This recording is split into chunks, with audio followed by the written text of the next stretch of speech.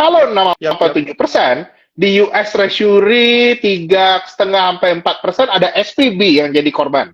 Aku nggak kebayang pasti ada bank lain juga yang jadi korban. Aku lihatnya The Fed akan ambil pilihan yang pertama. Diketatkan sekarang bikin pesimisme hari ini lebih baik daripada menggulung resiko baru di tahun depan. Kira-kira kayak gitu kok.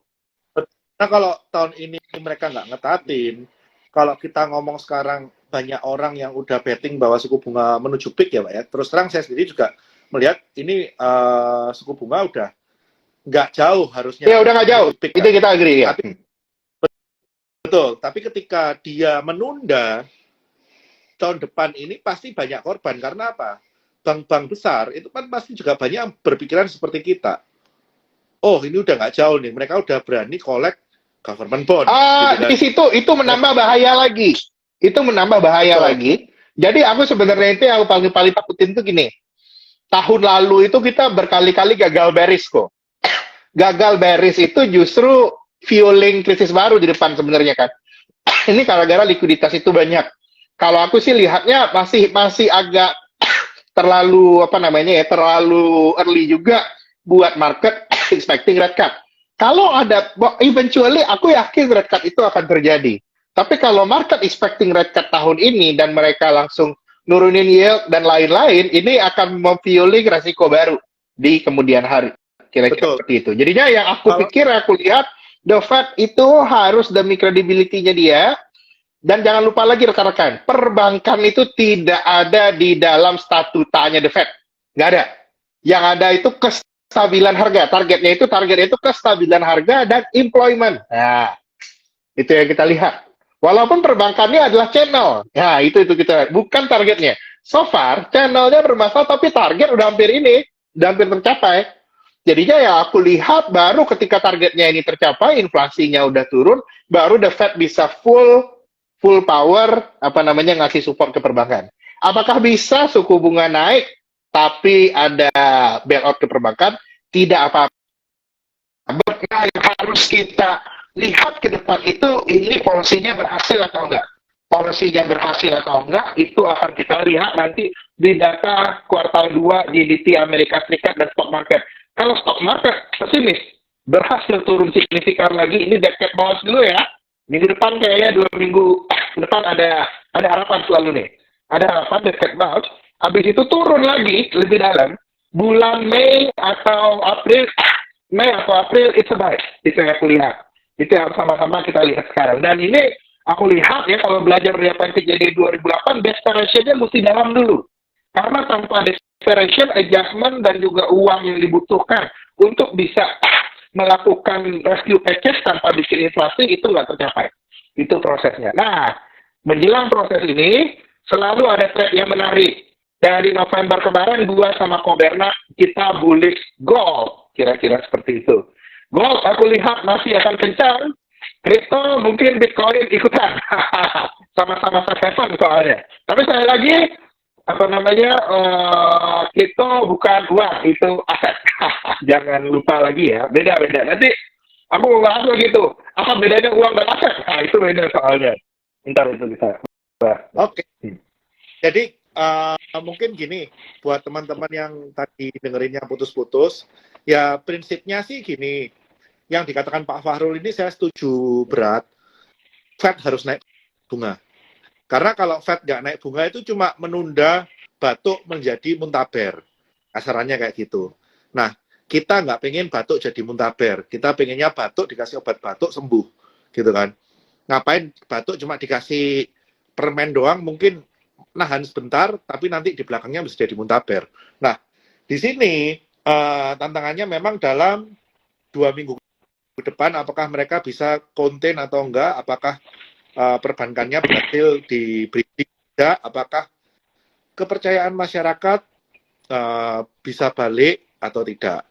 Karena kalau itu memang bisa, mungkin sakit, tapi sakitnya akan cepet ya Pak ya. Iya benar kok. Ini Tapi ibarat kalau gua ibaratnya itu mending ini kalau beberapa kali ya, misalnya yang suka kerja fisik tangannya itu kejedak terus dibisulan kok. Paling benar itu betul, bawa ke dokter, langsung dieksekusi di tempat. Pecah pecah, betul. luka, berdarah, harus diperban, tapi nggak apa-apa, aftermath masalah selesai. Kalau dibiarkan, itu bakalan bikin bom waktu, itu kira-kira. Betul, kalau dibiarin bakal amputasi sih. Amputasi itu masalahnya ya. Betul. Jadi kalau sekarang mungkin yang korban adalah bank kecil, di mana bank kecil itu bisa dibantu oleh bank-bank gede, Janet Yellen-nya udah bertitah gitu kan. Nah, ketika ini ditunda, nanti korbannya bank gede. Kalau bank gede udah jadi korban, itu nggak ada yang bisa nyelamatin. Akhirnya katastrofik gitu Iya. kan.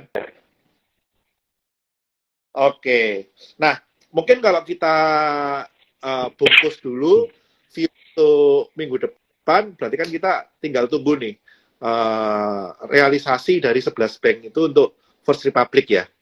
Nah, sekarang kita ngelihat ke Eropa nih, Pak.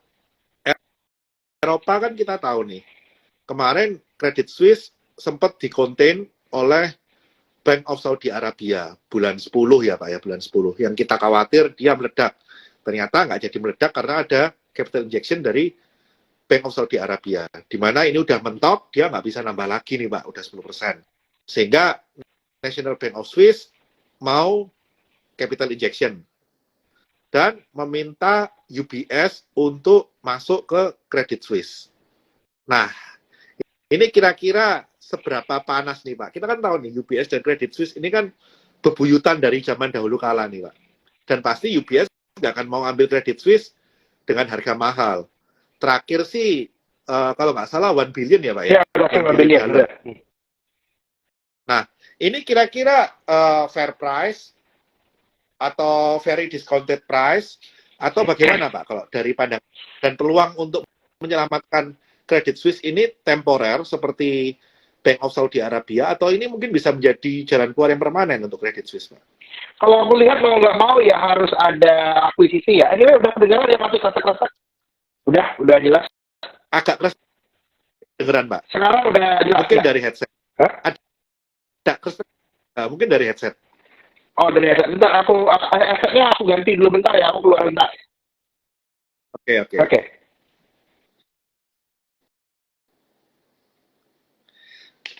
Sebentar, Pak Fahrulnya ganti headset ya. Terus, meanwhile, tadi yang satu yang dibahas Pak Fahrul, sambil nunggu Pak Fahrul, kita tahu gold cup and handle, ini intermezzo, goldnya cup and handle, jadi udah fix gold sepertinya bullish sesuai pandangan kita. Nah, Pak Fahrul, lanjut Pak. Iya, halo, udah clear ya, bersih kayaknya ya. Sip. Oke, berarti Udah. masalah headset tadi tuh, gue harusnya nggak pakai headset. Oke. Sudah beres ya? Oke. Sip. Tadi kita bahas Gimana, apa nih, Go? Antara UBS dan Credit Suisse, Pak, temporer atau permanen seperti Kalau aku lihat Bank sih, of Saudi Arabia. kalau lihat sih nggak apa namanya harus apa ya? Kalau dari udah problemnya udah sebanyak ini harus ada aksi akuisisi sih kok. Nggak ada apa namanya? Itu juga buat to restore confidence. Oke. Jadi memang merger and acquisition ini kan tidak terhindarkan Pak. Karena kan kalau hanya mengandalkan capital injection sementara aja, ya anytime ada batuk lagi, batuknya bisa lebih gede gitu. Iya benar. Dan by the time dia batuk gede, bisa jadi yang saat ini mungkin UBS mampu acquired, bisa jadi nanti nggak jadi mampu acquired. Yes, kalau aku sih justru lebih benar kalau mau acquire sekarang. Intinya ini kok, kalau yang aku bilang tadi, kalau ada punya penyakit, lo punya bisulan dan lain itu langsung eksekusi secepatnya. Itu paling. Kalau seandainya kejadian, kalau aku pada itu marketnya turun dulu, CDS naik, udah kejadian naik kan anyway, CDS naik dan lain-lain, ekonomi akhirnya melambat. Ya udah let it be, make it happen. Kalau udah mereka make it happen, kita udah bisa kita udah bisa stock picking lagi. Kita orang market bisa lihat, Credit Suisse dibeli UBS nanti should I buy UBS stock kayak gitu, itu orang udah bisa mikir. Kalau sekarang itu yang bikin orang harusnya range dari ke uncertainty-nya itu lumayan tinggi. Yang aku pikirin sekarang itu adalah ini ya, sekarang memang di Asian market itu masih aman-aman aja. Tapi belajar dari apa yang kejadian di tahun 2008, kita harus aware bahwa CDS itu trennya itu lagi meningkat. Ini nih, yang orang lagi nggak pikirkan nih. Soalnya our bond market itu so far ini pasar obligasi ya. Lagi euforia Fed mau potong bunga. Itu euforianya. Lagi-lagi kejadian ya, saat ini itu mereka lagi lupa bahwa kredit default swap itu di mana-mana lagi mengalami kenaikan. Ini resiko selanjutnya ini kok. Yang kira-kira kapan ini mulai diobrolin kredit default swap, aku lihat mungkin sekarang nggak, 2 minggu ini orang bahas bahas kemajuan dari nego-negonya, ada optimisme, tapi after that orang baru lihat nih kredit default swap gimana itu di Eropa, di Amerika dan juga di Asia. Oke, jadi mungkin kasarannya gini ya Pak ya. Orang mungkin berharap, oke ini suku bunga kan udah hampir peak. Berarti masuk bond oke dong. Masuk bond oke. Mereka tapi belum price in bahwa CDS itu CDS juga lagi naik. Jadi kalau ya. dibilang, kalau dibilang loh, ini berarti waktu yang tepat masuk bond nggak? Ya sebetulnya oke-oke aja selama langkah-langkah dalam 2 minggu sampai sebulan ke depan ini responnya bagus kan gitu Pak. Benar. Tapi ternyata dari kenaikan suku bunga 25 basis point ke depan, terus langkah-langkah penyelamatan dari paket-paket yang ada ini ternyata responnya juga kurang bagus, ya berarti ya kita bisa berharap yang awalnya kita berharap melambat dan flattening, mungkin jadinya masih gradual naik ya Pak ya. Apanya? Suku bunganya. Kalau misalkan kita paket penyelamatannya ternyata nggak beres, terus ternyata yang tadi awalnya kita berharap bridging sementara jadinya permanen. Yes, kalau bridging sementara permanen, abis ini ya aku lihat ya kita beli misalnya, ini kalau ngomong yield curve obligasi, aku udah habis ini steepening. Kalau sekarang kan curve-nya udah flat banget itu kok. Itu curve-nya bisa steepening gara-gara outlook inflasi jangka panjangnya itu naik. Itu yang kita lihat. Oh, jadi boleh bilang sekarang mulai gini, nanti bisa naik lagi, itu dia. Itu permasalahan. Kalau menurut gua interest rate strategis ini very tough time nih sekarang. Gue lagi mikir ini, should I call for early BI rate cut or not? Ini gue lagi bingung. Karena harusnya dengan the Fed-nya udah mulai gini, mau nggak mau, tinggal nunggu pivoting, BI sebenarnya bisa potong bunga juga. Tapi ini agak cloudy.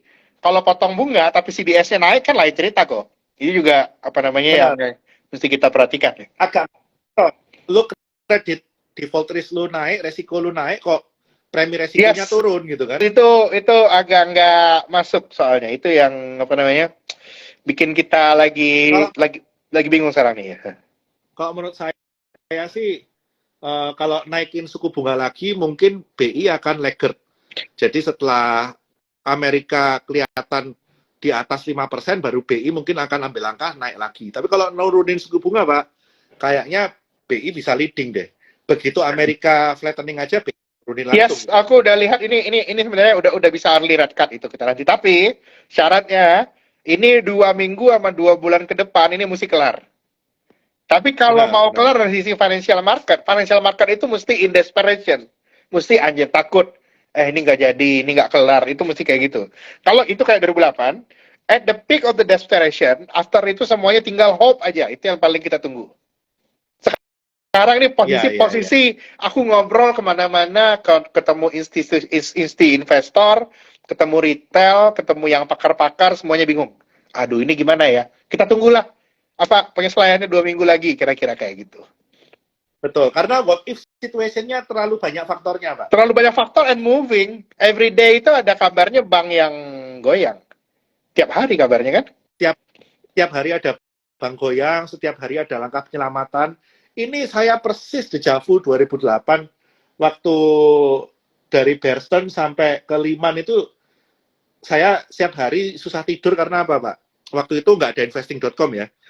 Kita nonstop ngeliatin CNBC Pak, nggak lepas. Iya benar. Mata semua di CNBC nggak lepas gitu kan. Kalau sekarang kan masih mending ya, masih dirangkum di investing.com ya. Iya sekarang pilihannya udah banyak sih ya, udah cepat sih reaksi marketnya.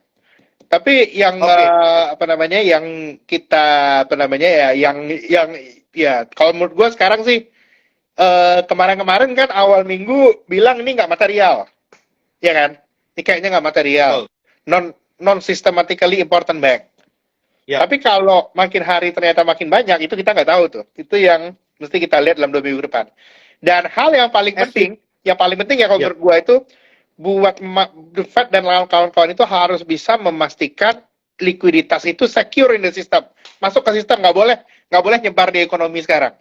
Satu-satunya cara nggak boleh nggak boleh mencret lah, nggak boleh mencret. Begitu mencret inflasinya jalan Yes. lagi mampus.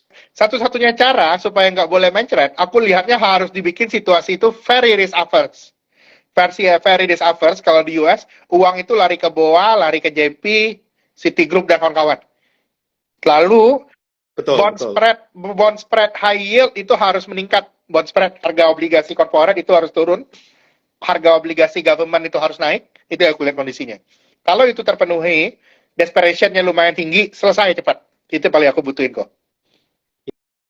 Ya. Ya, jadi intinya inilah, semakin banyak flow market dari real sektor ke bond market, semakin cepat harga bondnya naik, semakin cepat bond yield-nya turun, semakin besar kemungkinan marketnya selamat cepat, kan gitu ya, Market Pak? selamat cepat, itu kira-kira kayak gitu. That's it. Nah, berarti so far ini kan bond yield seminggu kemarin ini rekor, Pak, 15% turun dalam waktu seminggu. Itu steeper step down dalam mungkin 5-10 tahun terakhir ya, Iya, Pak, benar. ya. Nah, ini berarti seharusnya udah ke arah yang benar. Udah ke arah yang benar. Bond ini ya, untuk selamat itu bond rally, equity mampus. Ini udah kejadian. Paling enggak. Benar. Kalau dalam Makanya 2 minggu ke depan itu masih bond rally terus equity mampus, itu oke. Kita udah tinggal habis ini di tahun bulan depan kita bahas portofolio kok. Nggak bahas makro lagi, makronya biarkan, itu udah benar.